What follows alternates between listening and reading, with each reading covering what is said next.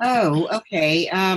Basically, I guess today I was feeling frustrated because it's the custom here to create a funeral book for the deceased, and it's for my husband. It's going to be a very big job because I have to gather. It's kind of a pictorial biography that I have to make for him, and gathering all the pictures, and many pictures are not in good condition at all. And so it's kind of frustrating to go through, but then I just say, this too will pass. We do the best we can. And that's all. So this is supposedly my project. My daughter is dealing with the lawyers, and so that's the one. I do have a lot of help, but not so much on the funeral book. But that's okay. And it's fleeting. It's just reality's fleeting, and that's it. And having and if the thought of that comes more often, it would be really wonderful.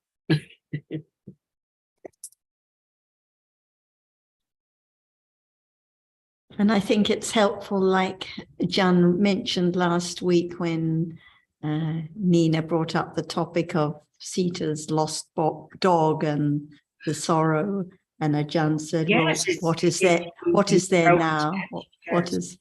What is life at this very moment? Right. So Nina had suggested I kind of allude to that in writing, and when I write something for my husband, although he was not interested in studying the Dhamma, he was more interested in talking to monks. But I think I will find some way to allude to that in the eulogy I have to write for him. So that's a very nice point. At least it will help people if they think about it. Whatever the time, whatever the occurrence, it comes back to this moment. And as you say, any sorrow now will pass. Yeah. And it is just the normal way of things. It's nice to think of adding some comments that can be beneficial to others too. Yes, I think that's a very nice idea. I really have to thank Nina for that. So that's basically, I mean, all our discussions basically are the fact of this moment and what is there arising at this moment, what we can learn from what is arising at this moment, what we can learn about more in depth about the characteristics of reality. And that's basically what it is. And those who we meet in this life are like passing winds blowing through.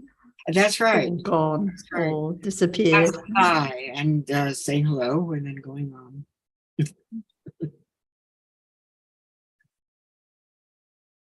So I didn't put on the video because I've been doing all kinds of work around the house, getting rid of so much stuff and putting things down. And I didn't realize the time. And 2 o'clock is almost here. So I'm not very well dressed to be presentable. So anyway.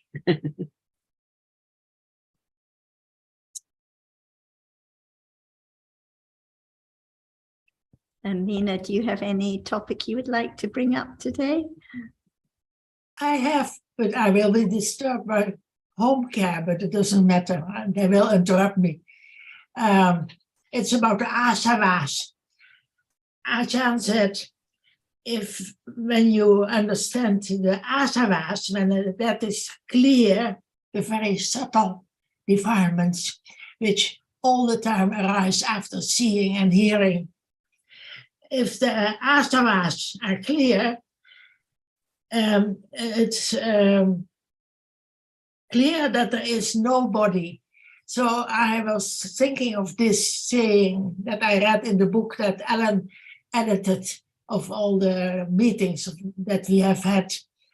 And then I know that it's only, I know in theory, the asavas, and that is not really very helpful. Only when you really understand that it is at this moment and that it is not theory.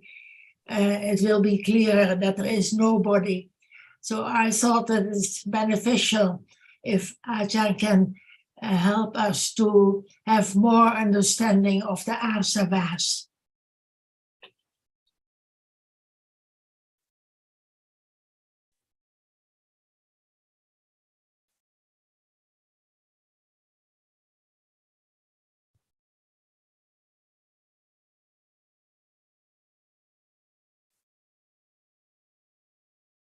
Is it there now? Is asava is there now? There must be Is now all the asava there time. now? It's unknown, but it's there as long as there still is ignorance about the truth of it. Because of the seeing, the citta arises and falls away so very rapidly. So at moment of no understanding, that is avijjasava. So we don't have to think about what asava is there. As long as there is no understanding, there must be wrong understanding or ignorance of the truth. And in order to have less, nothing to be done to asava, but the understanding of what is there little by little will eliminate asava until it's completely eradicated at moment of becoming sotapanna, after experiencing the truth of what is there stage by stage. Even right now, it's just as it is. 3 moments after seeing, after hearing, smelling, tasting, touching, it's there. But at moment of beginning to understand the truth, the subtlety of what is there, so very subtle, it begins to understand that the only way to have less ignorance is not just to try to not have it at all, but at moment of beginning to hear the truth of this moment and have confidence of the truth.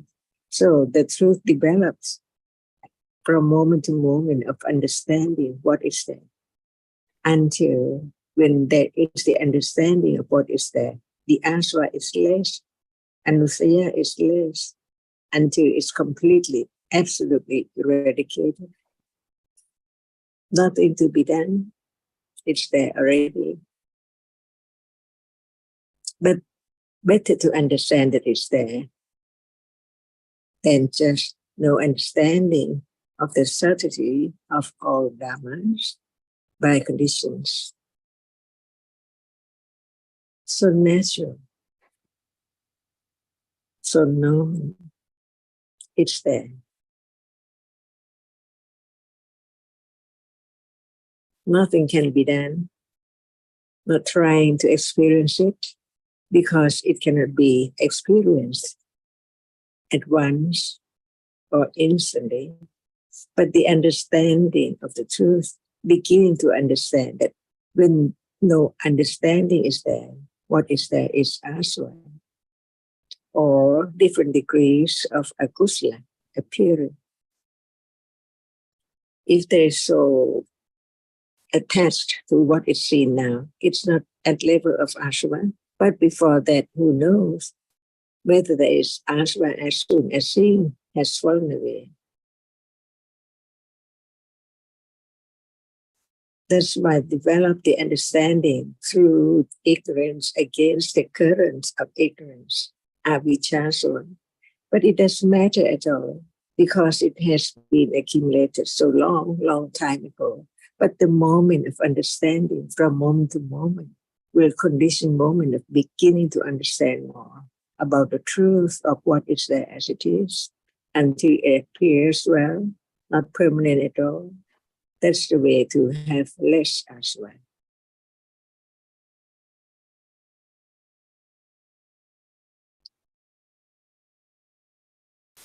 All are functions of understanding or right understanding only. No one there at moment of understanding, no one there at moment of ignorance. all our dhammas. That's why it takes quite a long time, viriya and patience and all kinds of kusala to condition the moment of understanding what is there, little by little, by sati and other wholesome cenasikas. No one there at all.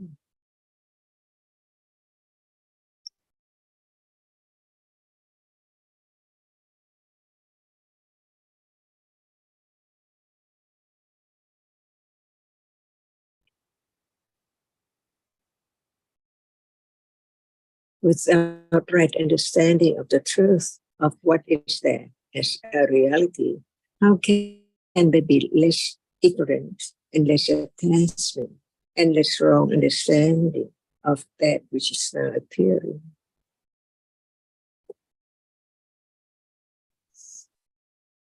And better to know correctly, rightly, not wrongly. That's all.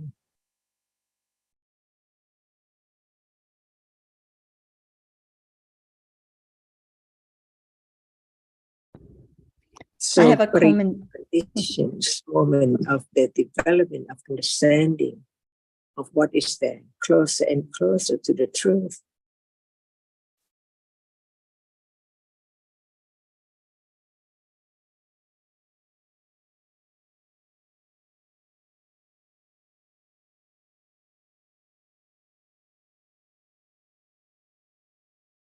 Nina, I have a comment because I think the main point, as Ajahn said, is not to try to understand the asavas, not to try to have less. And if there is no understanding of what appears now, how can there be any knowing about the very subtle defilements?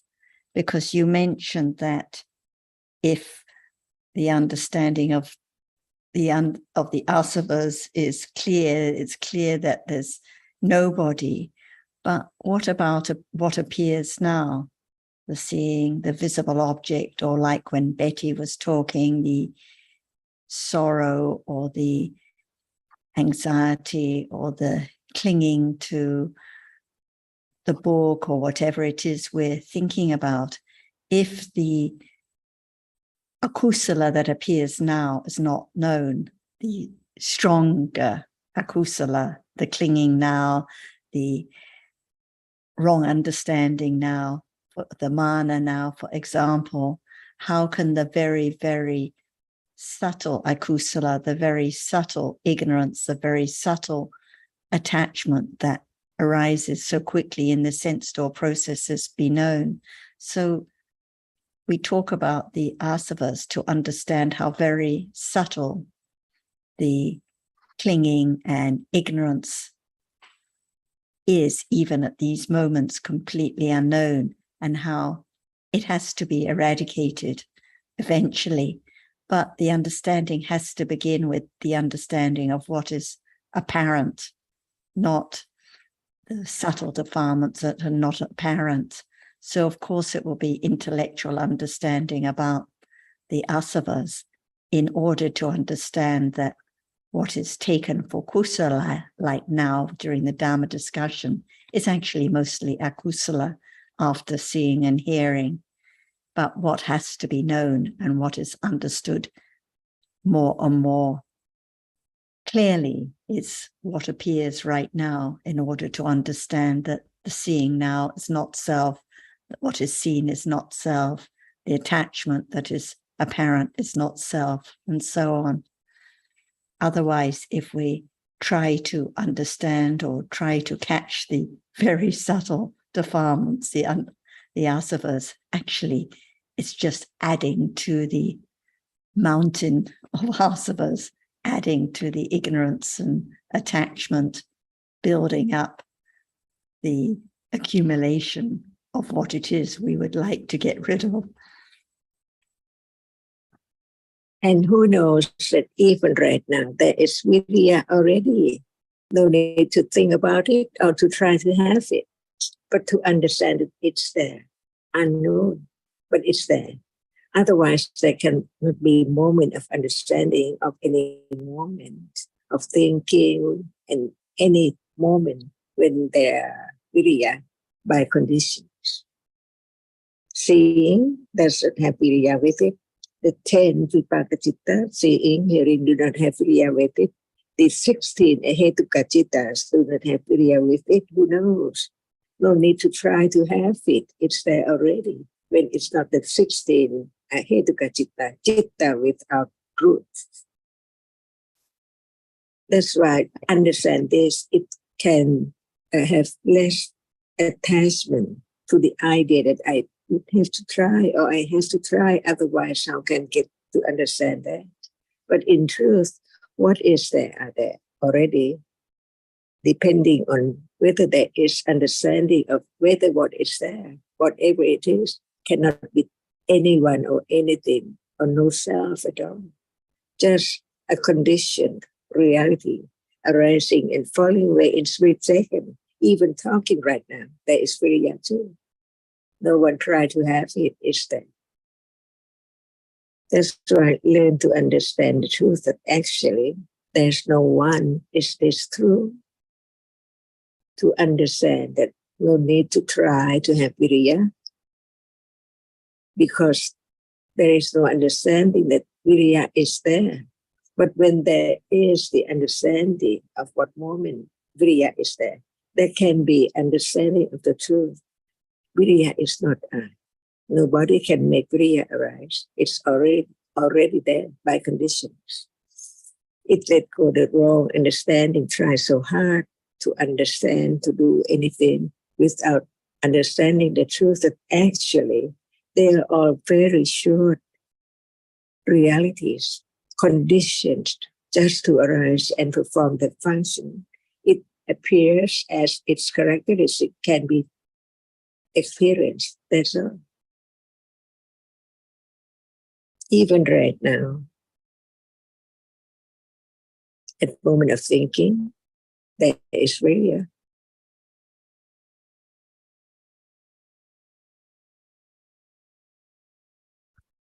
Otherwise, that cannot be letting go the idea of self from viriya or from this or from that. No. It's there, but it's not known. Taking that for I or thing, which is not true at all. It's gone, never to return.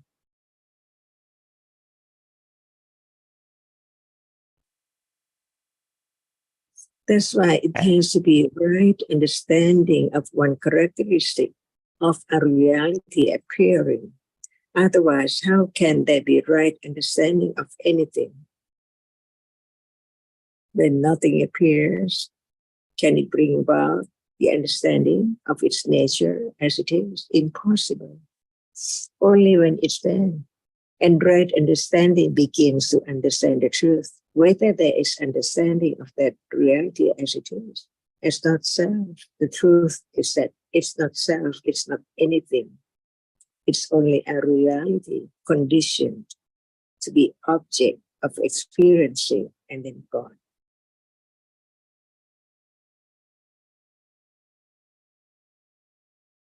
Without citta, with which experiences an object, there cannot be any word or any life at all.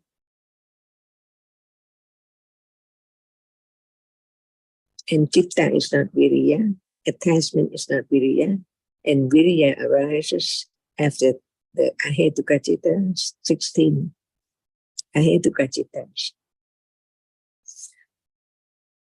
So even the cittas without root,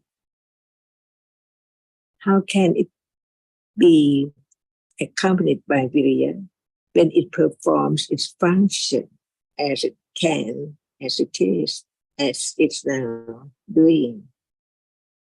The Manodavara needs viriya, and the Hasitupata, the smiling of an arahata, has also viriya of that degree.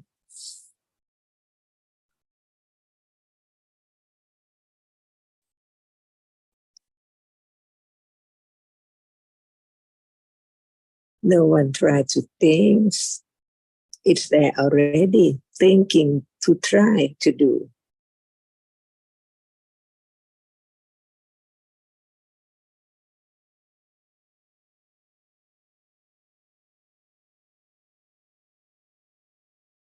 Just consider what is true and what is not true.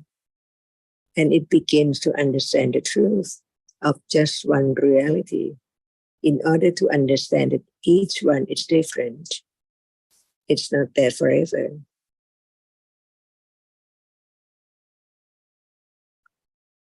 When it does not appear, it's conditioned to rise and then gone, unknowingly. Even Vriya right now, who knows? The Vriya, which is not attachment, not Cetasika, and not Chitta, it's there, arising and falling away. No need to try, because at moment of trying, is it the understanding of its a reality, even the effort, the Vriya, no one at all.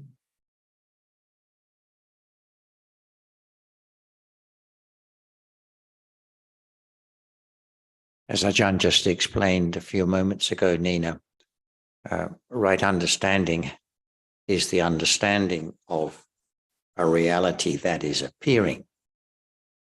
And as we know, the asavas do not appear by definition. If something is appearing, then it's no longer an asava. And in some respects, the asavas can be likened to latent tendencies, because latent tendencies also, by definition, do not appear because they are not even arisen. Yet we know that latent tendencies are eradicated by panya at moment of Maggacitta. That is the function of the Maggacitta, to eradicate, or it's often said that what happens at path moment is that the latent tendencies are eradicated, meaning even those things that don't even arise, the akusala tendencies that don't even arise, are eradicated. And so it is with the asavas. To think in terms of understanding the asavas better, or having more understanding of the asavas, is to miss the point that understanding only understands something that appears, not those things that don't appear, like John, the asavas. John, you just said that they don't appear, but certainly ignorance arises, Cetasika. Many Well, Cetasikas arise, do they appear? And Oh, I see. Yeah. That's true. They do appear in terms of perhaps feeling, and in terms of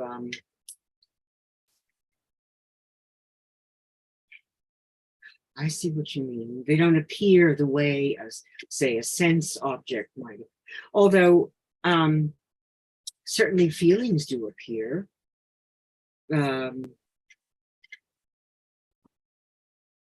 Why would you say an asava wouldn't appear? who feels? Wrong view appears. After seeing, hearing, smelling, tasting, touching, 3 moments, asava is there. So now, even right now, if we don't talk about asava, one might think that there is no akusala. But in truth, it's not like that. Because you see that the latent tendencies, the anusya, cannot appear. It's just the condition for what to appear at different conditions, different moments. But now, there must be asava after seeing 3 moments, who knows? It is not known, but there is the feeling or the idea deeply that I sit, I talk. Right. See, how come the I who is sitting, how can be the I who walking? See, It does not appear as I am walking, but it's there, very latent, very subtle. Anytime, at moment of sitting, it's the I. At moment of seeing, no need to say that it's I who see, but the I is there by us. What about 3 moments after seeing? Who can experience that? Even seeing right now, the moment of seeing only can be known. What about the citta before seeing and the citta before asava? 1 moment, 2 moments, and the 3rd moment, no asava. But there are different cittas arising and falling away succeedingly. Who knows? But the idea of I is always there. How come? Open one's eyes, just wake up in the morning. I. No one need to say that I see at all. But who sees without asava? It's there. As avijjasava, tittasava, bhavasava, and kamasava, when the object is a sensuous object through the senses. Is this true? There's no understanding as soon as one opens one's eyes, but there is seeing already, and there is citta before seeing too. And after seeing, just 1 moment has fallen away. The next moment experience the same object, but it does not see, so it needs vitakka cetasika to touch on the object, to experience it. As long as it hasn't fallen away yet, it can condition as aramana pacaya to citta, which follows seeing. And who knows that only 3 moments, avijja, not understanding the truth of it is there. And only different stages of understanding can eradicate asava. Like avijjasava together with tittasava by Sotapattimakkhya, and the attachment to sensuous object, kamasava, is completely eradicated absolutely by anakamimaka. But what about bhavasava and avijjasava, which still are so very subtle, more subtle than we can think, because it's at level of asava, see? And it can be the moment of clinging that it can strong enough to be known. So the different levels of akusala, by way when it's kilesa, attachment, clinging so much, and that we just after seeing, ignorance is there. Otherwise, without such understanding, asava cannot be eradicated. But when other reality like ego or mana is there, appear, and there's panya, there can be moment of arahata, eradicated the clinging to the mana, to this idea of self by way of mana, see. That's why they are all there in line, even right now, yesterday or just a moment ago, they are there, everything, arising and falling away, unknown. So we understand from the teachings about how subtle it is. It's not just when you like it very much, but what about as a seeing? Is it kusala? Is it understanding? Or what is it? That's why there are different degrees of enlightenment for arahata. No more kusala, even asava and anusaya.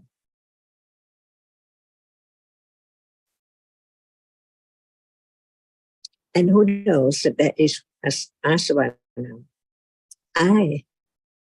No matter seeing, hearing, smelling, tasting, touching, the attachment does not appear that I like it very much. But even the moment of not understanding the truth, it is clinging to that as with tidi or lopa or mana by conditions.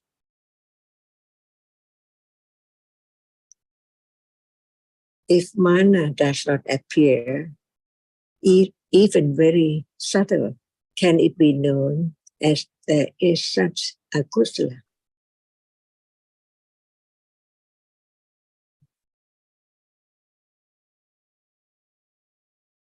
But mana is not asava, see.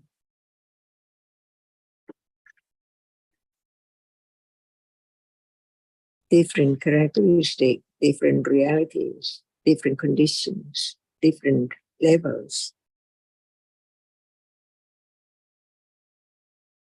Just to have confidence of the truth that what they are cannot be taken for permanent or anicca, not permanent, dukkha, anatta.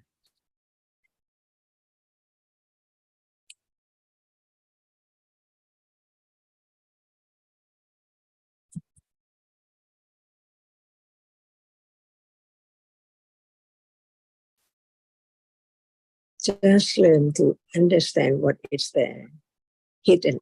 It cannot be understood, it cannot be known, it cannot be experienced without understanding of the truth.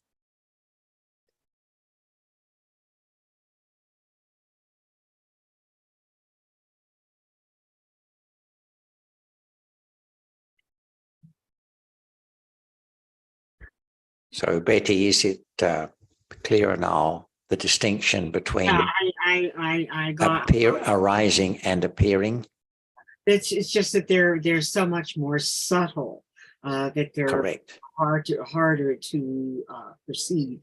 That's the word. Well, they can't be seen. That's the point. So No, not seen. they're so subtle that they're, of course, as understanding develops more and more, then what was once asava and not apparent may become more apparent Right. to some extent.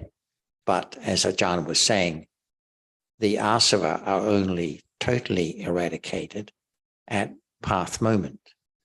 Oh, absolutely.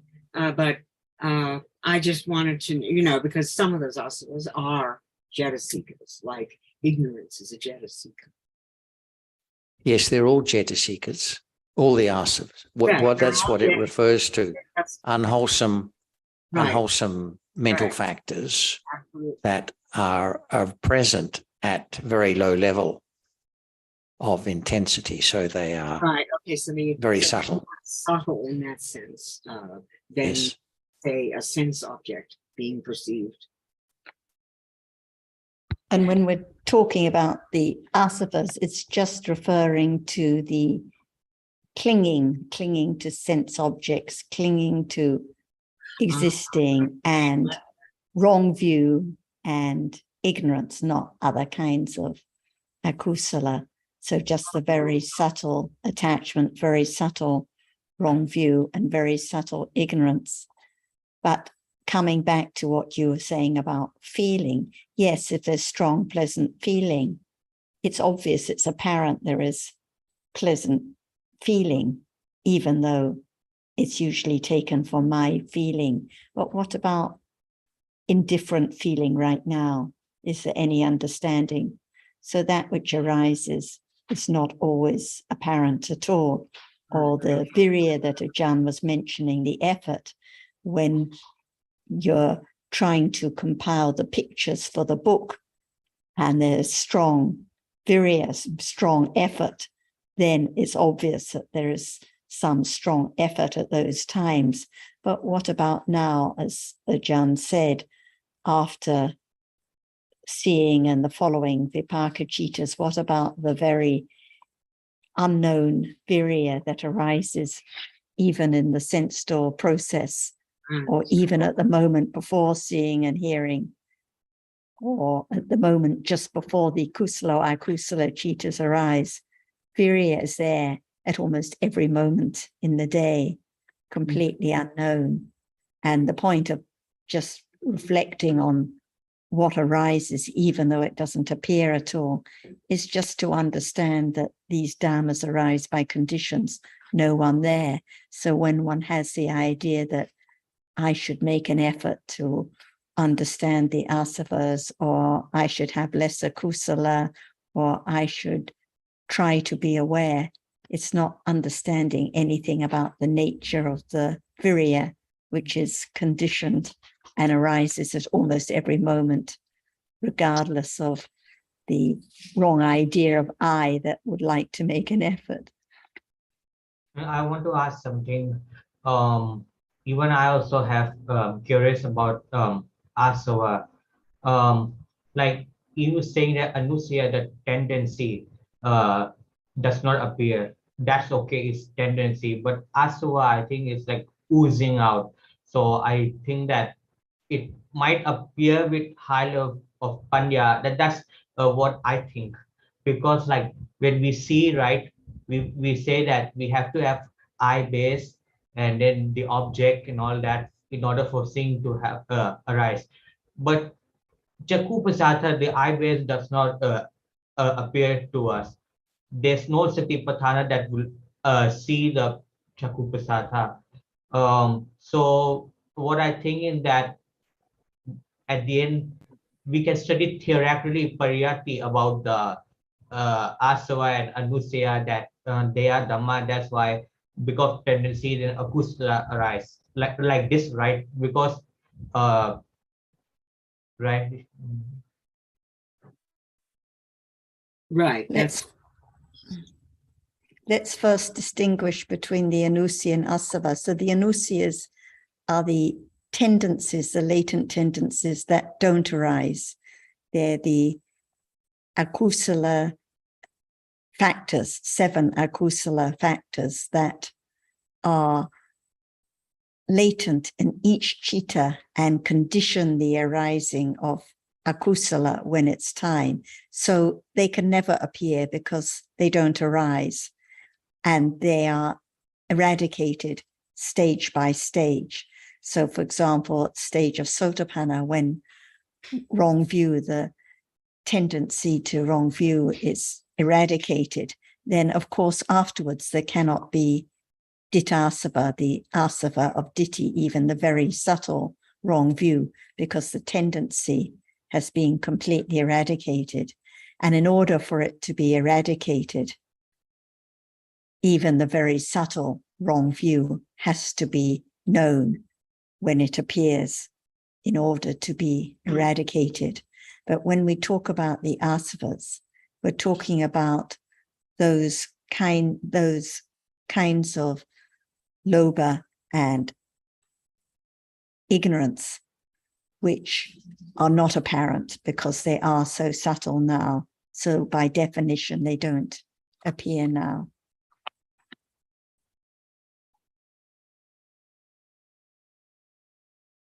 So theoretically, mean pariyati, we understand that they are conditioned. We don't know that exact dhamma, but we can understand that because of that other akusala arise. So I mean pariyati, right? Whether it is when we talk about the asavas or about virya or about any dhammas, whether it is pariyati or not, depends on the understanding at that very moment. We can talk about all the details in the book. We can talk about the chittas that virya arises with, or the definitions of the different asavas, and it can be with ignorance or it can be clinging, even when we're speaking, even when we're studying the details. The asavas can be there, as we know, they arise so quickly and are unknown. So it is only pariyati at moments of understanding, at moments of kusala. So we cannot say that just because we're talking about the asavas correctly, that it is pariyati. It comes back to the chitta at this very moment each time. And this is the subtlety of the Dhamma. We cannot just assume that because there is no obvious ignorance or understanding now that there is no asava and it must be pariyati understanding. This is just thinking about the story of it, not the understanding of what appears at this very moment. Yes. Right. Okay. Like come back to eye base and the color.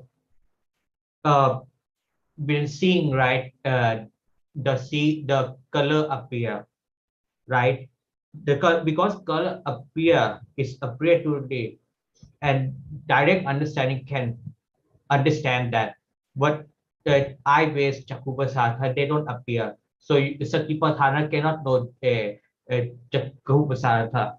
Only we understand theoretically that because they have to have chakupasatha in order for say seeing to arise. But this is nothing to do with asavas. You're talking about a rupa there, a subtle rupa. Okay, thank you. Yeah. No, I think what Haji is trying to convey is that such as there can be the understanding of eye base by way of understanding what appears, means visible object or seeing. There can be some intellectual understanding that there must be eye base. What you're saying is that when akusala arises, there can be some understanding that of asava. Well, I don't see the similarity myself, but it doesn't matter. But both, the more understanding is developed, the more subtle the realities that are seen by the understanding. I think that's all one can say. And in the end, it doesn't matter what realities appear or don't appear, because as long as there is developed understanding of what does appear, that is what is important. And that understanding eventually becomes inferred to all those other realities that don't appear. And that's how it's possible for there to be enlightenment, even though not all realities have actually been the object of correct understanding. And it's only the understanding itself, when it develops, which knows whether this is direct understanding or this is intellectual understanding, not just saying, well, there is I base, therefore it must be intellectual understanding, because it depends on the understanding itself at the very moment to know what appears. Actually, I understood what you're saying, but actually my point is right. I base does not appear, means we can listen our I base Dhamma that understand that I base are its condition for seeing to arise, but the characteristic of I sense, it does not appear. You can't know the actual I base. So Satipatthana can knows other Dhamma which appear, but I base is impossible to understand. Impossible, or just depends on conditions and the degree of understanding and accumulation. So whatever the Buddha taught about can be the object of understanding, but it depends on that degree and kind of understanding. So what's important is what appears now. Like you say, we can talk about how I sense is the condition for seeing to arise, but it's only the story about I sense now.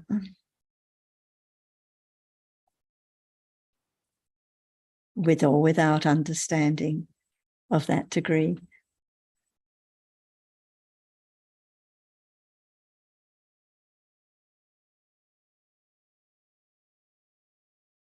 And it's the same with when we talk about the asavas, and this may be your point.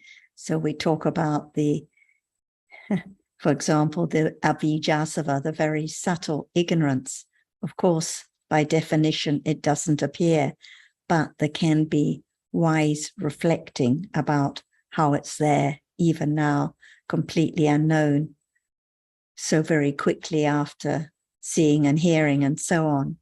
So there can be wise reflection with a degree of understanding, or there can be reflecting about it with more ignorance, more clinging. Like if there's wishing to know it, then there is more clinging at that moment, and the clinging can be understood.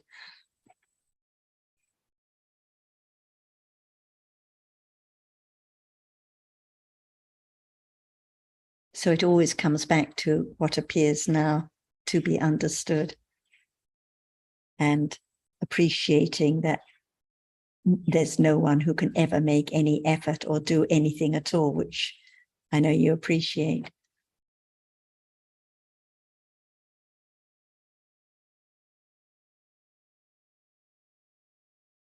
I think what the point Sir John was making about Virya was relevant to a discussion, a topic Maeve brought up a few weeks ago about the references in the text and the references to the four right efforts and so on. It helps a lot to appreciate that Virya effort is there arising with almost every cheetah, with all cheetahs other than the 16 kinds of, out of the 18 rootless cheetahs, in order to help appreciate it's never a matter of trying or I doing anything at all.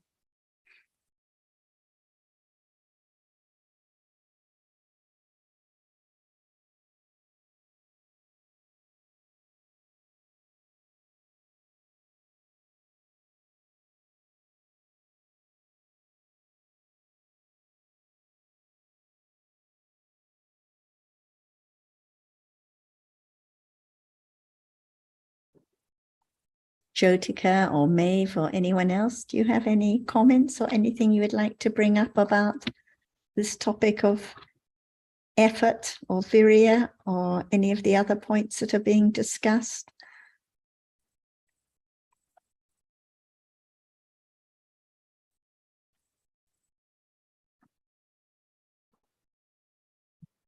For me, it's a big a discovery that it is not on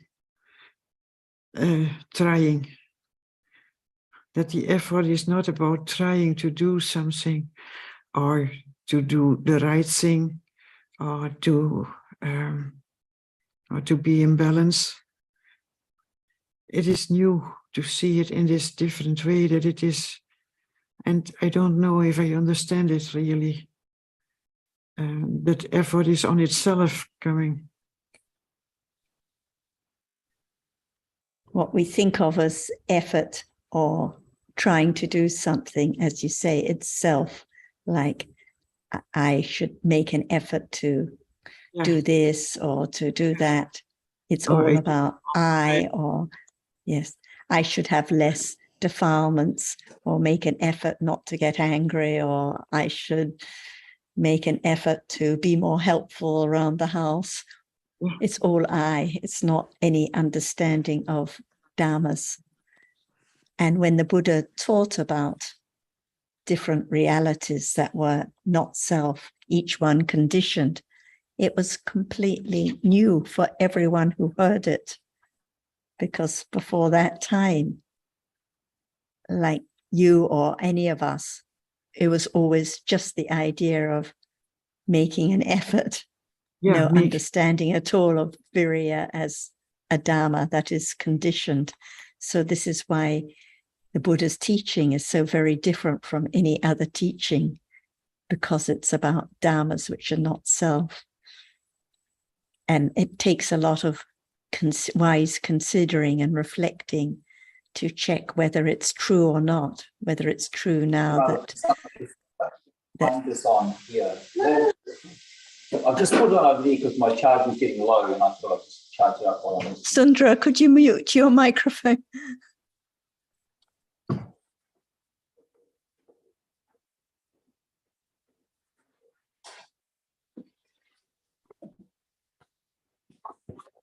So that's why but there has to be the understanding of each Dhamma. That's why we talk about seeing, when we talk about visible object, talk about metta, talk about virya, to understand that each reality arises by different conditions, not anyone there to do anything at all. And it's the same with ideas of being in balance, like you mentioned. Who can be in balance? Who can make chitas and cetasikas or wholesome factors be in balance? Impossible, because each one, each moment of kindness, each moment of understanding, each moment of awareness arises by conditions. If it was possible for I to do anything, there would be understanding and kindness and awareness all the time, but it's impossible. It can only arise by conditions. So all the decisions do you make are also by conditions. That's right, because what is decision in reality? It's a strange thing that you do not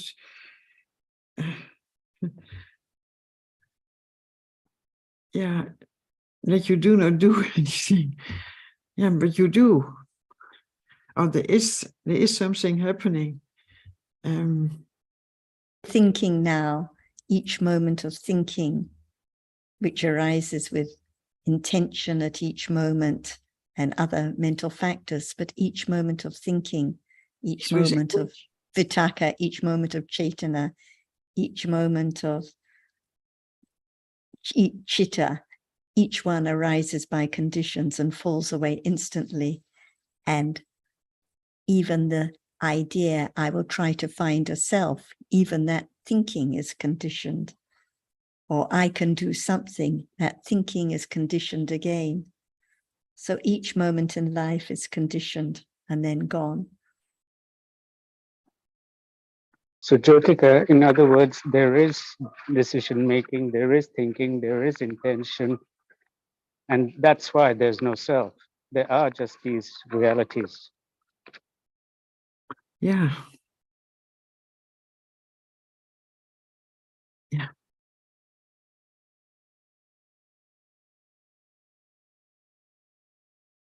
Its passion is not easy. We all are beginners, and it has to come from not knowing to little bit. Like Thanachan say, Kanti Parami and Virya Parami.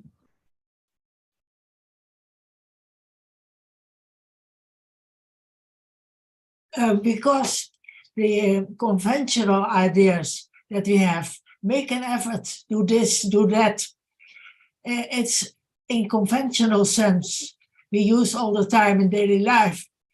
But the Buddha teaches us about the momentary realities of citta, cetasika, and rupa, which appear just for a very short moment and are gone immediately. And that is a big difference. And it's new to many people when they hear that for the first time. And that is difficult because they are so used to the conventional ideas of things that exist and that we do and make an effort. I understand that it is all about these conditions, but we don't need to take care of the conditions either. Yeah, even the conditions are momentary, coming together of different factors form up a condition. So it's not anyone who can make them arise. What is this imaginary we that can take care of any conditions? Yeah, that's not possible then. Therefore, It's just thinking, just an illusion that there is a we or an I that can take care of anything, that can do anything at all. And what we're discussing about the conditioned dhammas, it's not Ajahn's teaching, not anyone's teaching here. It's the truth that was revealed by the Buddha, that all dhammas are anatta. And That's why what we read in the text, we have to consider and study very carefully to appreciate that whatever is written, no matter in the Sutanta, the Vinaya, the Abhidhamma, it's about different dhammas which are conditioned and anatta. And this is the truth about whatever arises in life. And this is why the Buddha's enlightenment was so extraordinary, to reveal the truth about the nature of life. So if we read the text to be referring to a self doing this or that, or cultivating wholesomeness, it's missing the whole point of what the Buddha taught.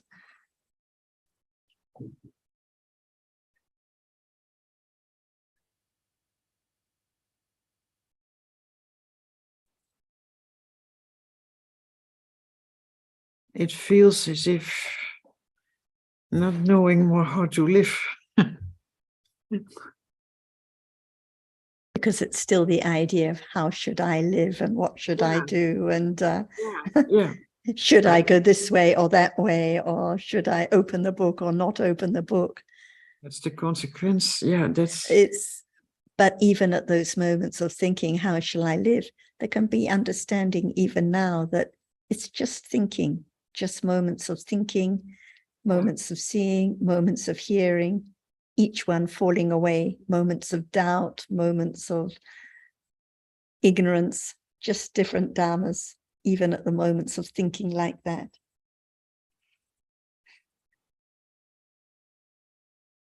And as we discussed with Betty at the beginning, whatever we're thinking, whatever we're discussing, it comes back to this moment, because life is just this moment. And this is the meaning of world, that which arises and falls away even now. No one there to be found at all.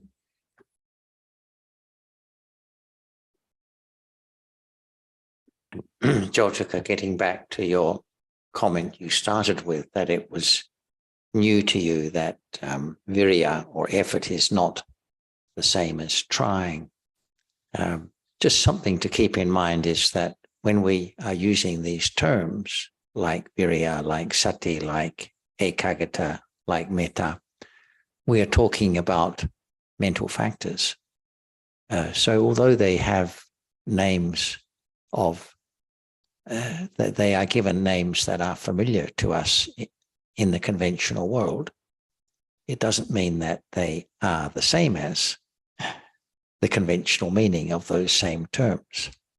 And it always helps, I think, to keep in mind that they are momentary mental factors. They arise or they occur by conditions.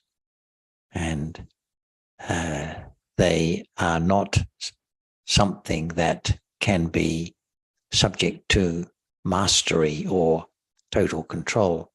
So this is what is meant by conditioned realities. And just like virya is not trying, so also sati, awareness, is not what we mean conventionally by being aware. And metta is not what we conventionally mean by being kind. And equanimity is not what we conventionally mean by not reacting. They all have special meaning and to be understood in terms of momentary mental factors. So I hope that that will help to make it not so strange, or not so much of a hurdle to overcome. It's not always, but sometimes.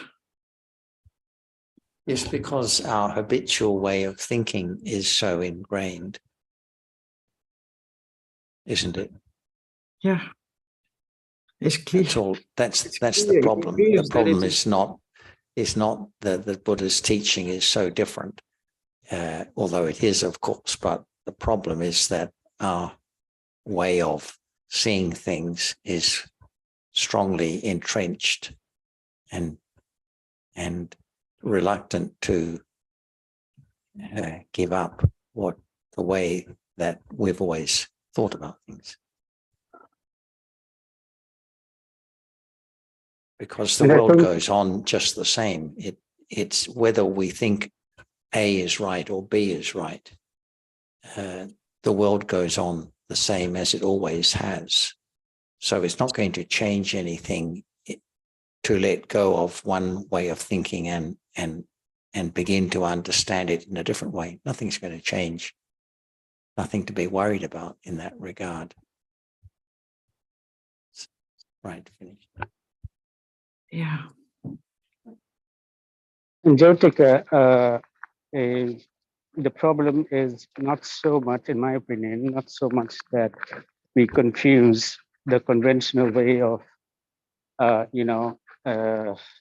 it's such as what John was saying in relation to effort and trying and mindfulness, etc., or equanimity, etc., that we have a wrong understanding about that, or we mistake what the conventional idea and with the real thing.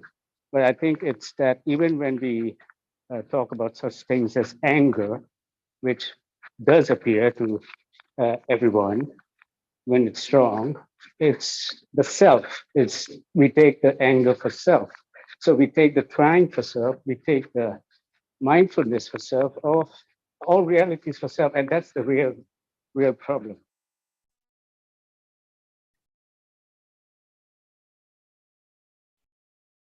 So we take the cetasikas for self.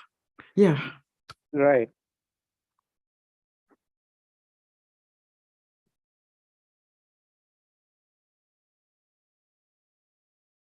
That's called identification, is it? I don't know. I've never used that, but it Okay. depends on what you understand. It's just wrong understanding and taking it for something and for me. Yeah. But that whole thing from the wrong understanding is just a thought. It's just thinking. It's not more than thinking than a thought. Yeah, but we've been talking about the asavas, and there's this asava, vikasava, which Achan reminds us that arises after three moments after seeing. So at that moment, I wouldn't say it's thinking, but it's there. Wrong understanding is already there.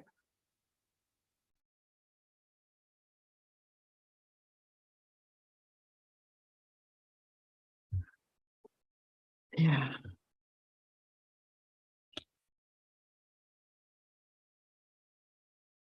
Carmen, can we encourage you to bring up your question, perhaps to ask Ajahn, because I think it's a good topic for everyone.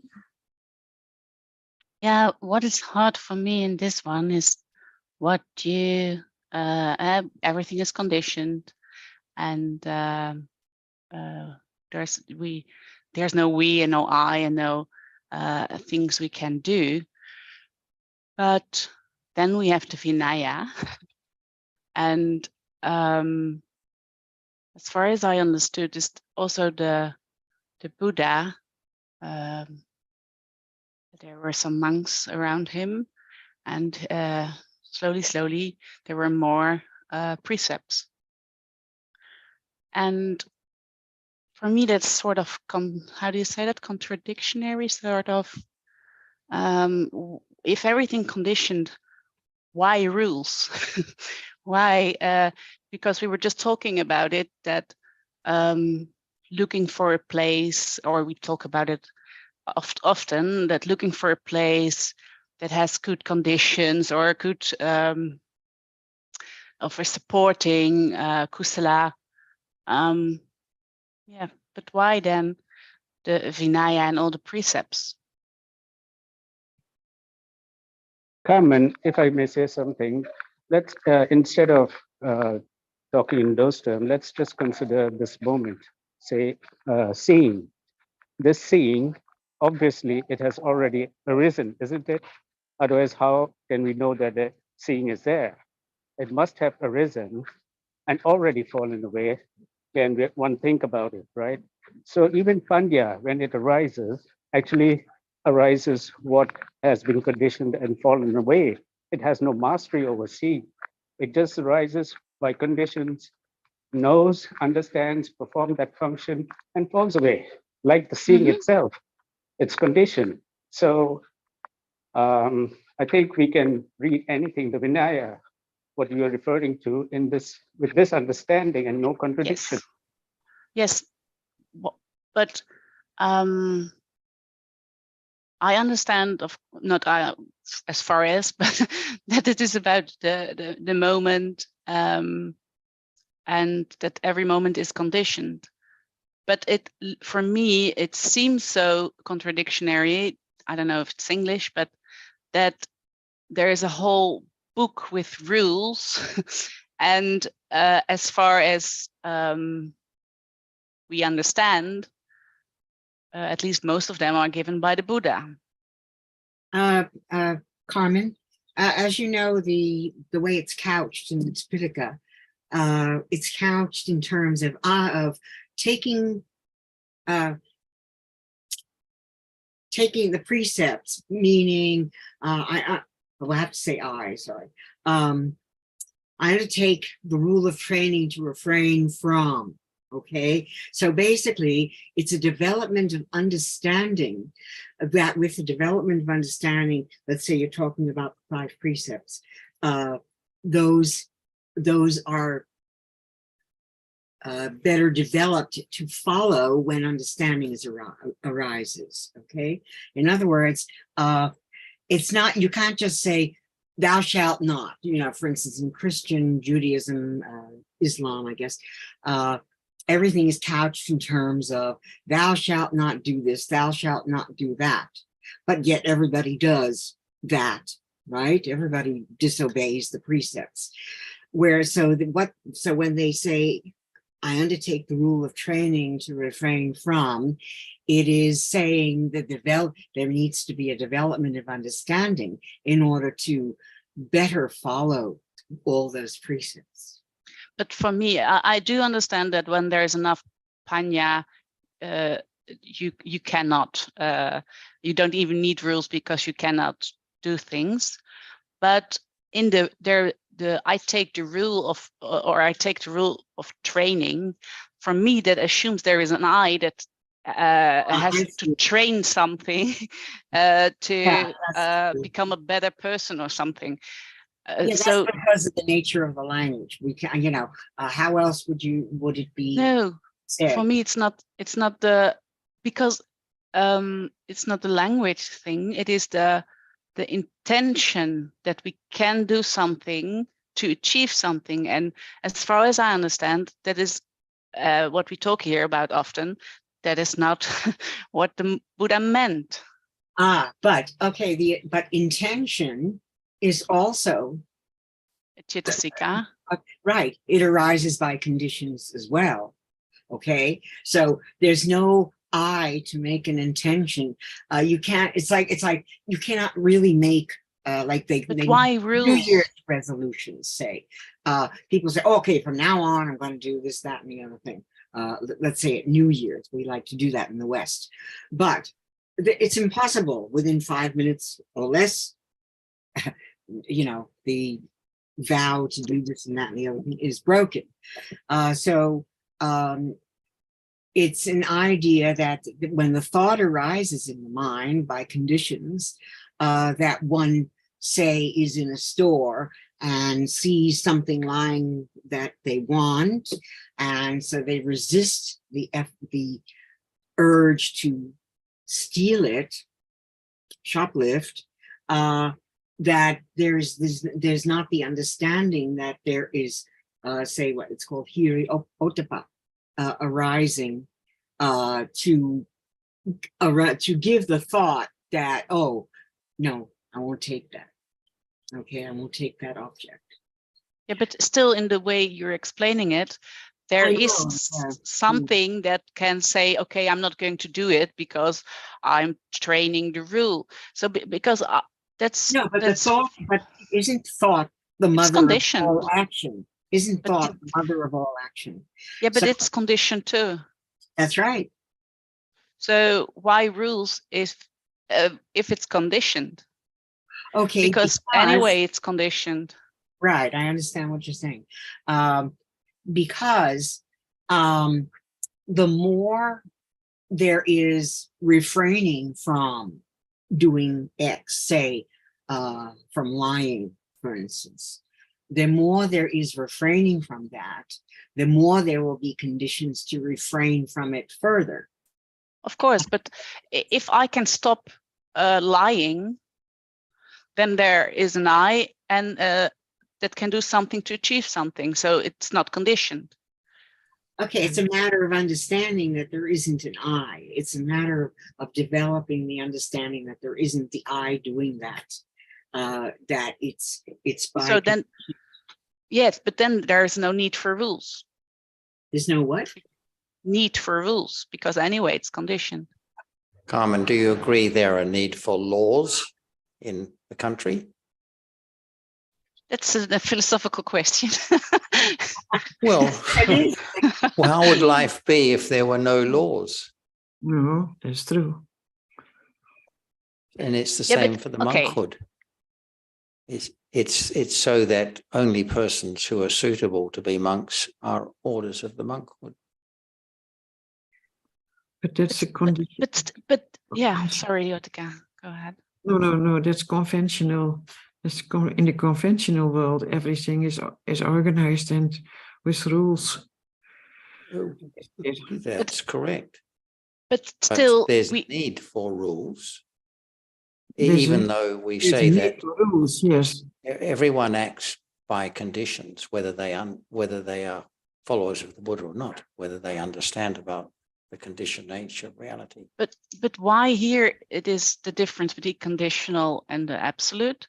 And when it comes for, and I don't want to go into the discussion about retreats again, but for a moment, that's also, you can also say that's conventional versus absolute, you know, doing yoga classes or whatever you do in Right. conventional Yes. life. Yes. But sometimes it's okay because then it's conventional, and sometimes it's, yeah, but it makes no sense because it's not working for the absolute. You know, it's used. Sometimes it's okay to have rules in the conventional way, and but doing meditation is not good on a conventional way. So it's really, I'm lost in that one, to be honest. Okay. There's no problem, of course, with doing yoga as such, but if one did it in the belief that it was a necessary part or useful for developing understanding of the Buddha's path, then it would be misconceived, that's all. And same for the Vinaya. There's no problem to do so, but if we think that is helpful for to Sorry, achieve when you something. talk about the Vinaya, are you referring to the monks' Vinaya or the lay precepts? I'm not clear now. Doesn't matter for me. Well, in the way I am using it here now. Okay. For me, it's yeah. Well, So, the precepts, as Betty explained, are not rules anyway, are they? no, They're training, yeah. training, under voluntary undertaking a training. Yeah. Or on a momentary basis, of course, it's the restraint from breaking, from a restraint from unwholesome conduct of a certain kind. But then there is an assuming of an I that can train or can do something. Not so much an I as an individual. That is, each stream of jittas and jetasikas and rupas is discrete and entirely unrelated to any other stream of jittas, jetasikas and rupas. And Carmen, can we say that the reason why it's a training rule and not a rule per se is exactly because it's associated with understanding.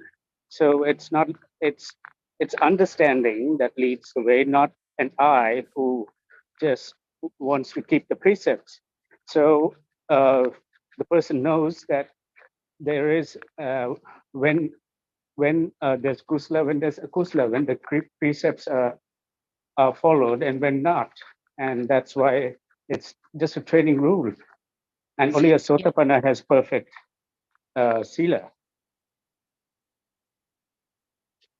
But in conventional life, I'm pretty sure that it's not coming so much with real understanding, but more with a rule taken or something. Sorry. I think it's time for Jan to add some comments, because when I suggested you bring it up to Jan, let's let Jan discuss it further. I think that we better understand what Vinaya means. What is Vinaya? Without any understanding of the danger of akusala, to live more pure life than the lay life, is the monk. Carmen, I think I Follow the Buddha. That's why those who have confidence of the truth, of the teachings about reality, understand their own accumulation, how much ignorance, attachment, and all kinds of akusala have been accumulated on, and more and more and more when there's no understanding. So Vinaya is for those who understand the truth, that is so very, very difficult to live as their life, to understand that there can be the way to live like Buddha, away from the life, lay people's life. That's why those who have confidence of the teachers can be monk or lay people, not only monk, because panya, right understanding, can be developed at any time or at any place, at all, everywhere. That's why when there's no understanding of the danger of living the lay people's life, that person will not be a monk at all. Does anyone would like to be a monk? And why does one become a monk? There must be reason, not just wanting to live that way of life without any understanding of the point or the goal of what for living like that. That's why understanding that Buddha taught about the truth of danger of akusala, no matter it's so very subtle as aswa or samyojana or whatever, so very dangerous and all comes from ignorance. That's why monks leave home to study the teachings and understand the danger of all kinds of akusala by way of living the their people's life. That's why monks observe the precept with understanding. Otherwise, they cannot live happily at all against the current of attachment, like with lay people wanting to have anything, just buy it and so on. That's why there must be the difference between monk's life and lay people's life according to accumulation. Not just one want to be a monk, but one still want to have money, see, or just try so hard to become Sotapanna without any understanding at all. So monk has to follow the Buddha's path to understand that what is suitable for one's life, not as lay people life anymore. Otherwise, that monk is not a monk, as lay people who just wear the yellow robe, that's all. That's why to be truthful, to be a monk, not just by wanting to be a monk, but to understand that in order to have more pure life, away from the people's life as usual, just live very easily. That is the way to train, as you say, but it is the development of understanding, because man have to study the truth. And when there is condition enough, the patipati is there, not by force or try to have 2 hours for this and 2 hours for that and for this and that at all. That's why even Vinaya has to be learned. The benefit of just not doing such and such thing as being a monk is not suitable even for the world praise or honor or anything, but just the truth that it's dangerous to follow the way as the people used to have. That's why monk is not lay people. Why? Because they have intention to develop right understanding in one's life, being a monk instead of lay people as usual. That's why any monk who does or behave like lay people is not a monk, as the Buddha's in Pali term, the son or the, what do you say, Buddha, that's why we have to understand what is a monk, who is a monk, and what is meant by being a monk. If a monk does not study or does not understand anything at all in life, no hearing, no considering about the truth, is that monk? Is that the purpose of becoming a monk? And when one reaches Vinaya, even one is lay people, layman, laywoman, what is true is true. What is beneficial is beneficial. What is wholesome is wholesome. What is not wholesome is not wholesome. That's why right understanding can condition the behavior of even the lay people better than before, when there's no understanding at all. That's why even lay people can follow the monk's rule, not necessary to tell anyone at all, but the way is so very, very polite or very, very useful or very, very, very wholesome is there to follow at will with understanding, not being a monk. That's why the benefit or the usefulness of understanding Vinaya is so helpful even for lay people's life. Read it and see, and then one can follow it, not just only 5, 8, or 10, more than that, without telling anyone that now I observe such and such more and more precepts. He said what is meant by the word term Vinaya in Pali, to let go ignorance, akusala, and all kinds of unwholesome behavior. Not receiving money, not wrong understanding of what Buddha taught, and do something not according to Dhamma and Vinaya at all. It's not the rule, but it's the understanding of one's own accumulation to live more virtue, not as before as lay people. Buy anything at will, eat anytime, and so on.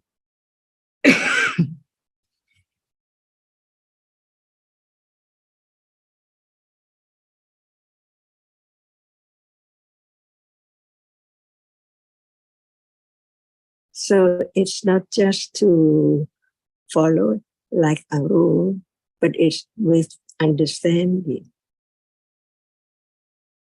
to see the benefit of living such life away from their people's life.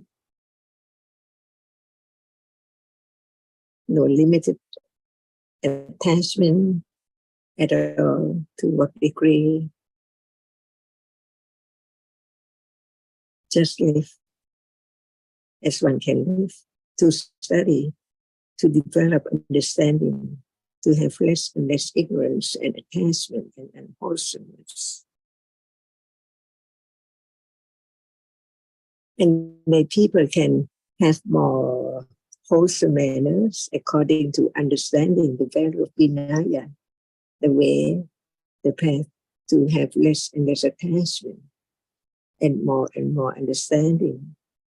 Because only understanding can let go ignorance and attachment.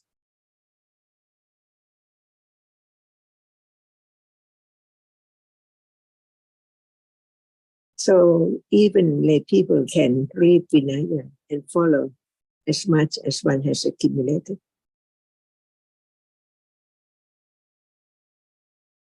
More than 5, not as a rule, because one is not alive who have intention to do such and such living.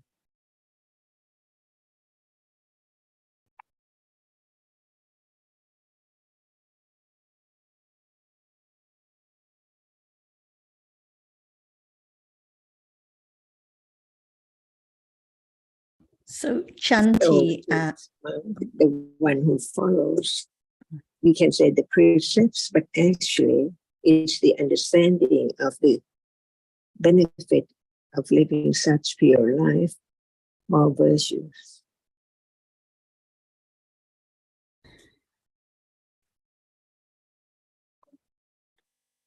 so Chanti, what we read about is actually a description of different kinds of akusala.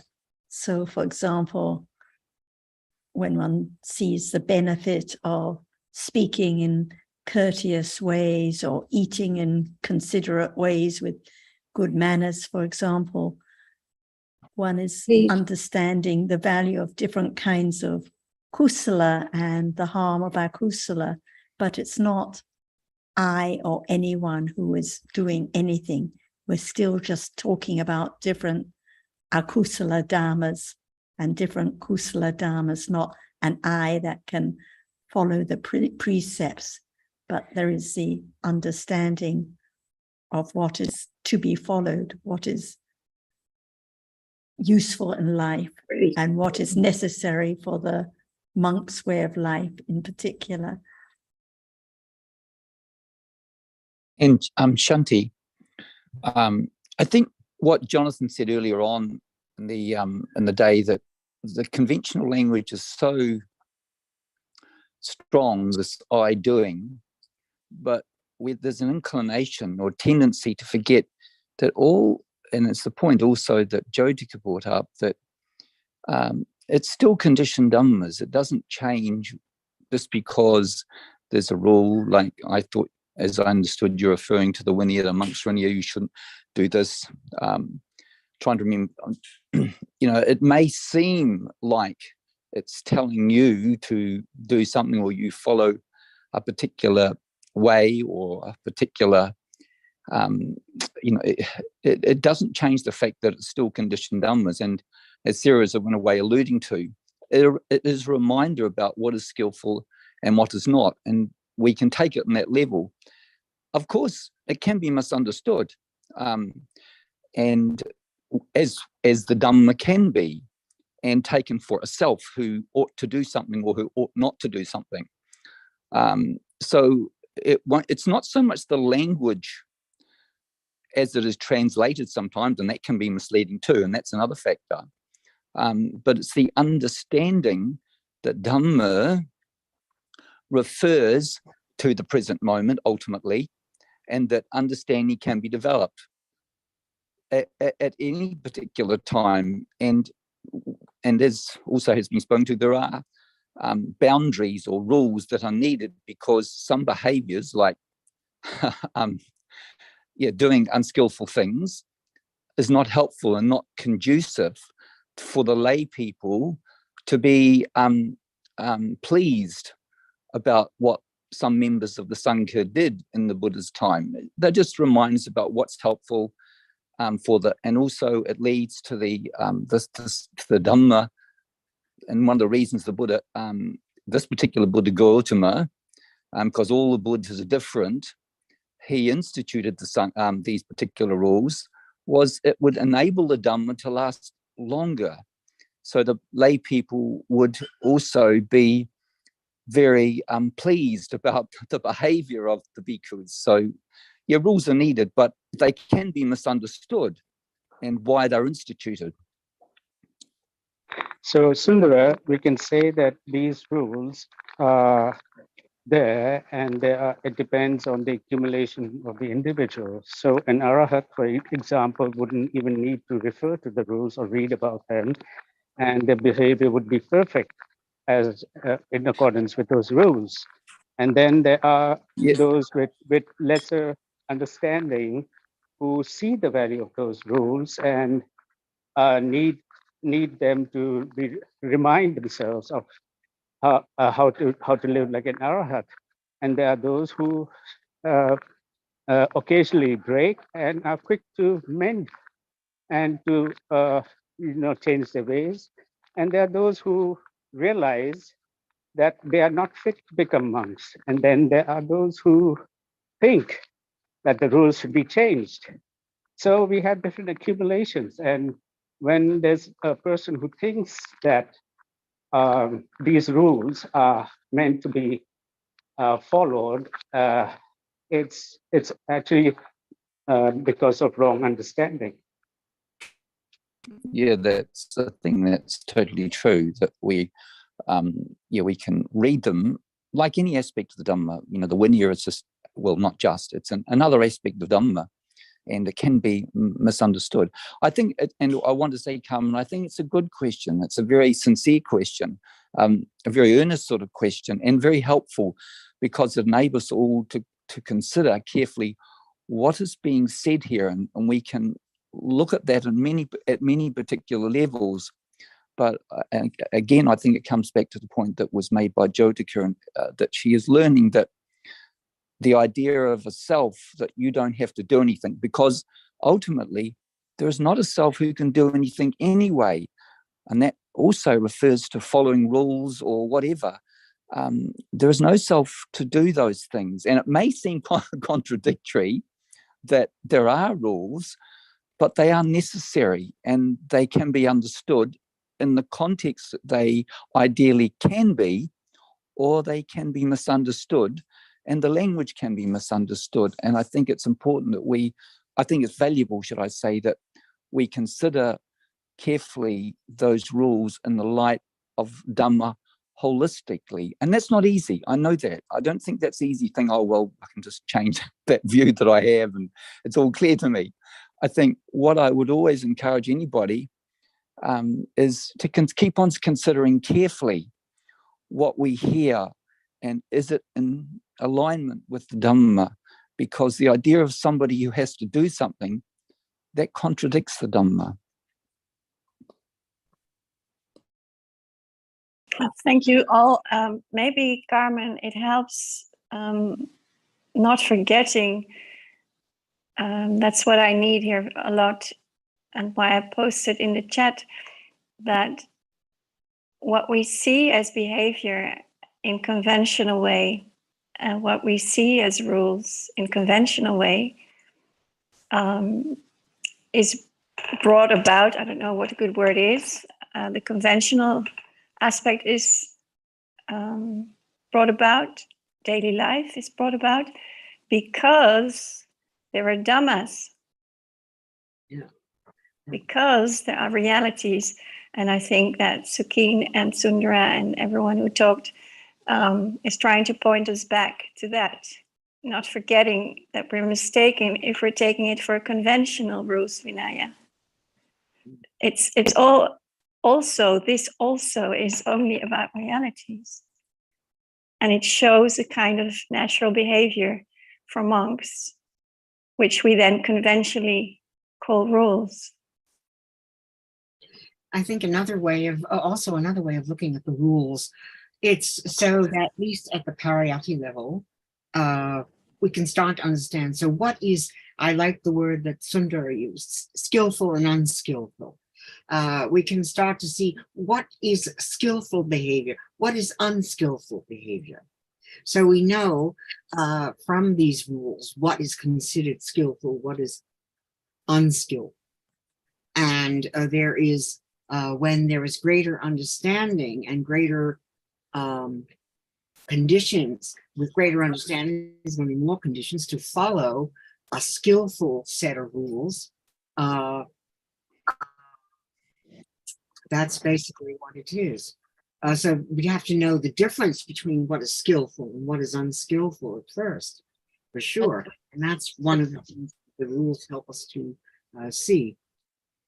But the rules are pretty precise and detailed.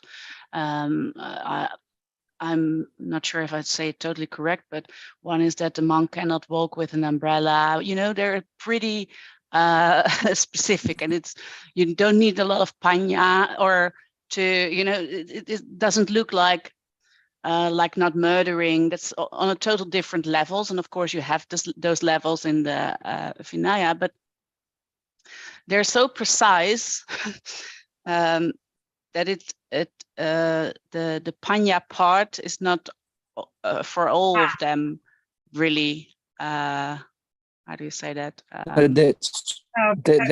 That's true. Like, I just want to say. yeah, sorry, keep going. Yeah, sorry, Sundara. I just want to say one thing. The Vinaya is not only the rules. The Vinaya is all this commentary about what the rules mean, whereas the rules themselves are the Patimokkha or Patimokkha. Okay, so but the Vinaya also contains all this commentary on what the rules mean. So it properly, if you want to have a better understanding what the rules are, it might be good to read the Vinaya just to see what the commentary says. And the commentary also explains how each rule basically came about, because it developed the rules, the Patimokkha for the monks, the 227 rules, developed over a long period of time. For instance, an incident would arise, a monk did X or whatever it was, and the Buddha made some commentary or some decision about it, and later monks wrote commentary. Well, this was a bad behavior, this was an unskillful behavior because blah, blah, blah, blah. So that's another aspect of it, to understand why the rule is such. Monks can use umbrellas because I've seen them use it, and they do sell umbrellas for monks that are the color of robes for the monks. So I'm not sure there's a rule about umbrellas, but certainly some of the other rules, for instance, they have that seem strange to us. For instance, one of the reasons for having staying in the temples during the rainy season is so that monks don't trample on rice fields and so forth, which may have been a problem at one time. Today it's not a problem, but it may have been a problem. And so those are, you know, that's exactly what I mean. Those because of the way, and I did not know them all, of course, but I know they have a reason. I know it's written down, and but some of them seemed really practical instead of you need a lot of panya for it to. Yeah. And that's true. That's true.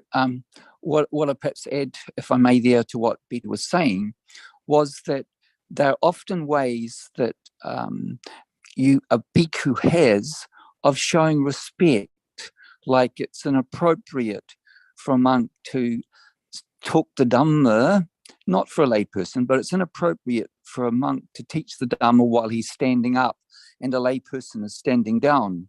That's inappropriate. Now, that might sound strange to us, and as you said, what's the connection there with wisdom? Because the Dhamma is the Dhamma, and it's always valuable, can be always valuable to share at any time. But it's a way that the bhikkhu has of being respectful to the Dhamma and allowing also the person who is sitting down in this particular case, the monk would need to consider, is this an appropriate way to, is this being respectful to the Dhamma? There are a lot of rules that we will not perhaps understand initially why there are, but they're there so that the Dhamma is respected and treated respectfully. It's not just something you tell something, say something to somebody and they happen to be sitting down. As I said, it may not sound appropriate. It's just not appropriate to do that for bhikkhu. And the lay people, ideally, Another one, of course, is, you don't teach the Dhamma to somebody who's got a turban. That might sound strange also, but there are good reasons for that, so that the person, ideally who has been spoken to, can be respectful to the Dhamma, and certain dresses at times can be an indication. And as Betty alluded to, these rules were made at a particular time with regards to a particular situation, and then we can follow them up and find out why they were made, so that we can get a better understanding. And of course, ultimately, the Dhamma is there, so it allows the Dhamma to last. The Buddha spoke, and Sariputta asked the Buddha about this at one particular time. The Vinaya is there so the Dhamma can flourish and last as long as it possibly can. And that was the reason, or certainly one of the reasons, why the Buddha initiated the particular rules. They arose at certain times, and even though a bhikkhu might have, say, committed parajika, which is the most serious rule, if the monk did it the first time, that was not an offence, but subsequent offences were. He didn't make them. Sariputta asked the Buddha at one time, "Why don't you make all the rules now?" And he said, "No, they'll be made at the appropriate time when the reason and the conditions arise." So that people, no doubt, could understand them, instead of making up all these rules, which may seem rather strange. But there are, as Betty alluded to, and there are good reasons why they are, and they're ultimately there so the Dhamma will flourish and last a long time. And as I said earlier on, not all Buddhas had patimokkha or had these Vinaya rules. They didn't. Some Buddhas were wiser than, it might seem strange, but some Buddhas initiated these, but not all. They're all very different. And the particular Buddha Gautama gave us the Vinaya so that it would last a long time. And I'd like to ask so that we can, Carmen. Yeah. Yes, sorry. Aren't we No, it's getting okay. away Please from go, your John. original point, which was the contradiction between the teaching about conditioned realities and the fact of having rules? Not that some are easier to understand than others or make more sense. I think you said originally you feel there's a contradiction. Yeah. Is that right? Yeah, I was totally traveling away with all the, the commentaries, but you're right. It is going away from the original point. Yeah. And what is the contradiction you see? Exactly. Yeah, not different than what I've said. Is that but it's I think I have a lot to digest first before I can answer this question now. But or what I meant originally was that it's maybe it's just the contradiction between absolute and how do you say that? The conventional. Mm-hmm. Thank you. There isn't, is there? There's not a contradiction between absolute and conventional. No, it's because just even for the enlightened being, there is still living in the conventional world. Yeah, but it's also like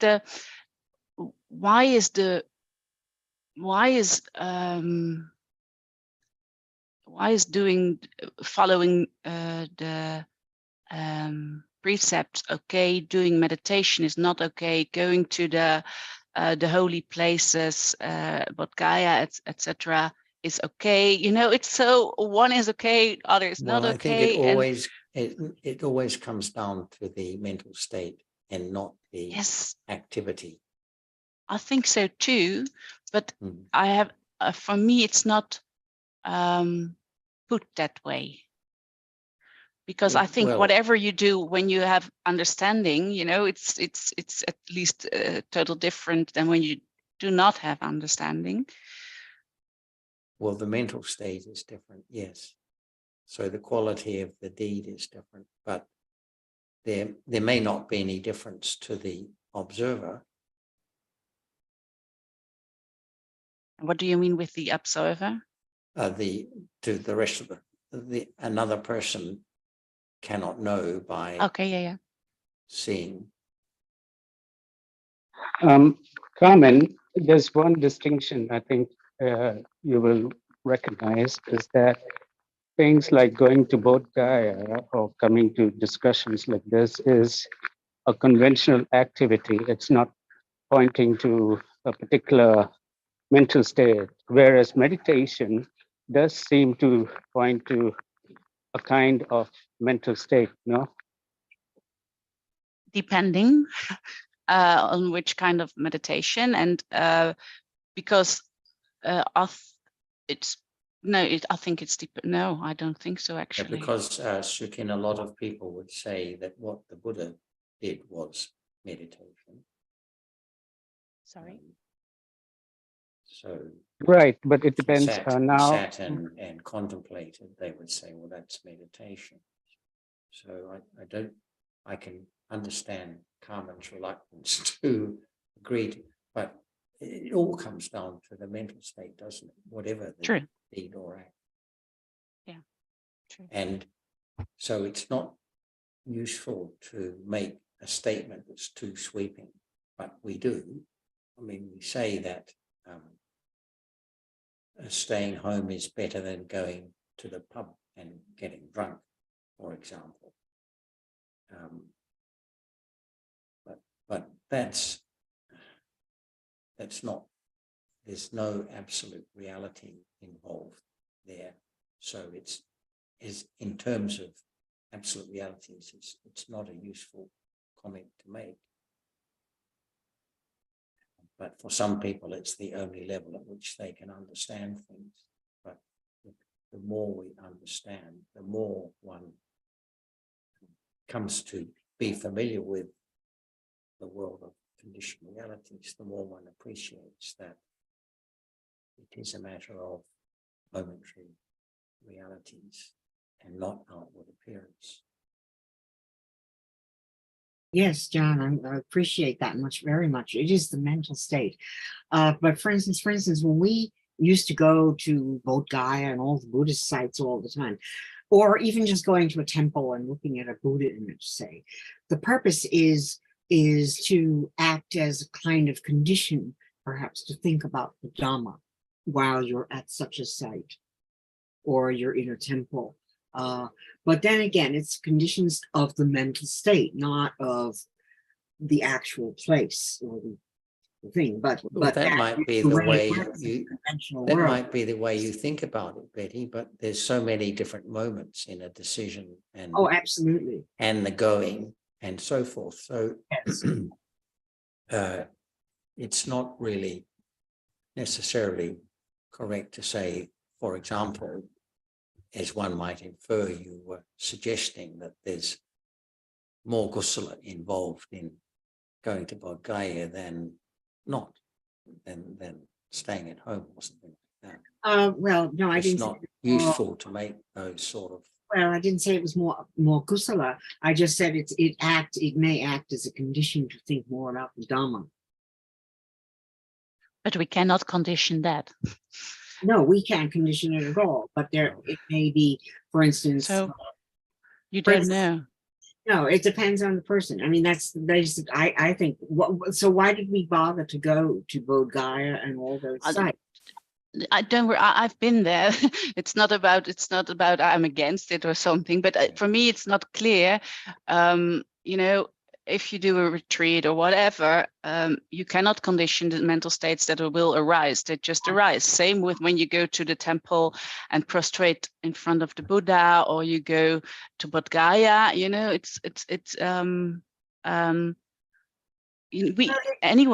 We cannot condition what the effects will be. There's no way you can condition. Yeah. Again, making the decision to go to Bodh Gaya is still a total mental state act.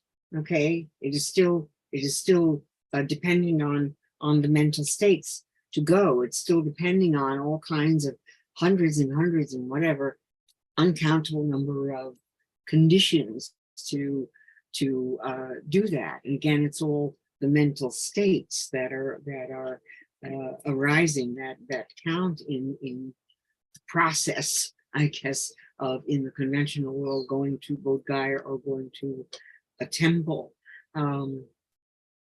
I know, for instance, okay, very often I have to go to the palace, okay, and they will have a sermon, or there will be Buddha images there and so forth. We either go to Wat Pah Khao, we go to one of the throne halls, whatever.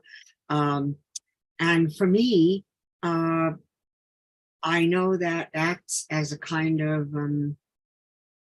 condition for me to think about some aspect of the Dhamma. And again, it depends on conditions. What aspect of the Dhamma will arise in the mind to think about?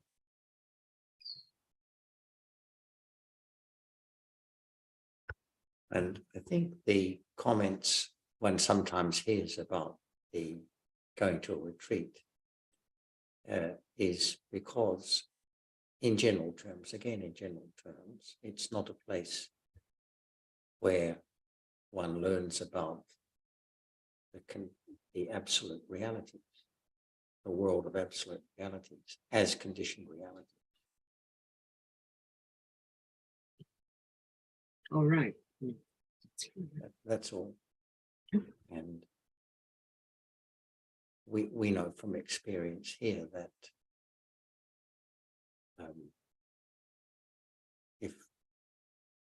that people who have a history of going to retreats, for example, and haven't had the opportunity to consider another way of looking at the Buddha's teaching,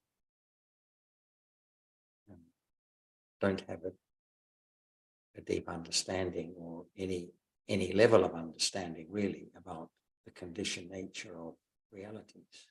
And so they find it quite difficult sometimes to rethink the words of the Buddha in those terms as a description of the moment rather than as an sort of instruction to practice in a certain way. Actually, Jonathan, and Carmen, I think this is what I wanted to share with you, because what Jonathan has just said, I have found very helpful in my thinking about often reading the Dharma. It seems like it is expressed in terms of instructions, to do this, to refrain from that, etc., which the precepts are really just an extension of that idea of what to do and what not to do, but they're kind of codified. I think what Jonathan said some time ago was about, I think you were referring, Jonathan, to the Abhidhamma as being a description of what's possible. And that is, all the range of mental states, etc., and how realities, the complex web of realities, having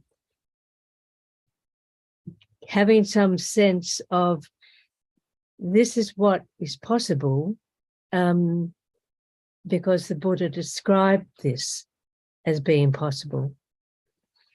And if we think in terms of whatever seems like an instruction or a rule is really just being a description, and I think Sarah said this earlier, of say, for example, a lifestyle that is more characteristic by akusala than akusala. So there's that subtle difference between having that idea of this is what we must do, as opposed to this is what becomes possible when there are certain mental states. So that a lot of what the Buddha described was the developed understanding, the monk with developed understanding. He does this, he does that, he doesn't do such and such. And if we look more closely, Maeve, I think at the words of the suttas, we can see actually they are descriptive, and rather than an instruction to us. He's not telling us you should be doing this or that.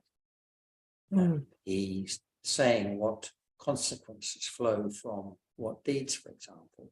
Exactly. Yes, Yeah. exactly. I think that it's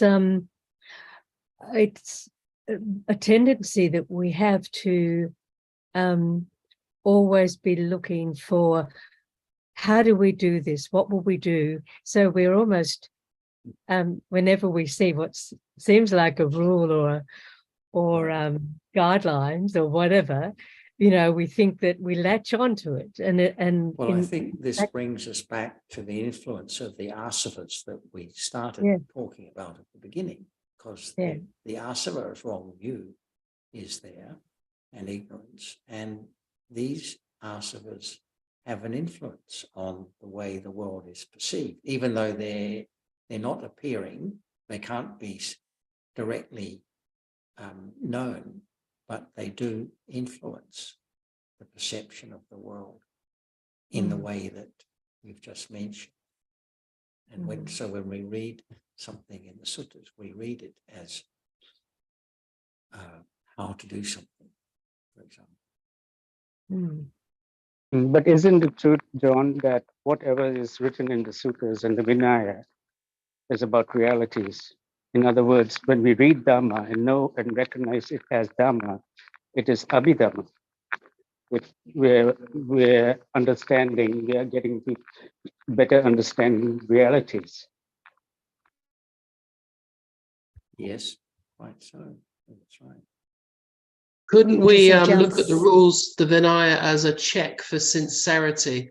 That if somebody breaks the rules, they're not sincere in being a monk and should be booted out, basically. So it's not a rule there to have more understanding, but to be a monk, you have to have the proper accumulation, and the rules protect against people being there not for the wrong reason. So it's not sort of to have more understanding, to try and accelerate your understanding necessarily, but it's a check against, are you sincerely a monk? And as we discussed earlier, if there is no understanding, if it's following the rules but without understanding, it's not actually following the precepts, following the Vinaya. So it has to come back to the understanding at each point, each level. Otherwise, it's just I following all these rules, but that is not following the Buddha's teachings. That's not following the Vinaya as taught by the Buddha. We've just got a couple of moments only, so maybe Ajahn can have the last word. So I think that there has to be the understanding of who's the monk, and why does one want to be a monk, or why does one ordain as a monk? What is the difference? And without any understanding of the Buddha's words at all, can there be a monk? What for? So why does one want to be a monk? That's the way to understand what monk is. And understand the Vinaya or the rule, because anyone who just want to keep being a monk has to follow what Buddha had laid down as behavior for monks. Otherwise, that person is not deserve the meaning of monk at all. So is that person monk, or just by the rule without any understanding at all? The point is to understand the truth, to eliminate wrong behavior or unwholesomeness as much as the accumulation can condition to be or not to be a monk. But the rule shows that who's monk and who's not. So monk is not for everyone. Becoming a monk is not for everyone, but just for those who understand one's own accumulation and have right understanding to know what life suitable for him.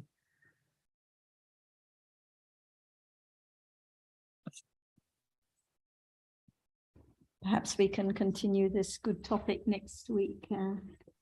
So please join us again next week, Carmen and Shanti and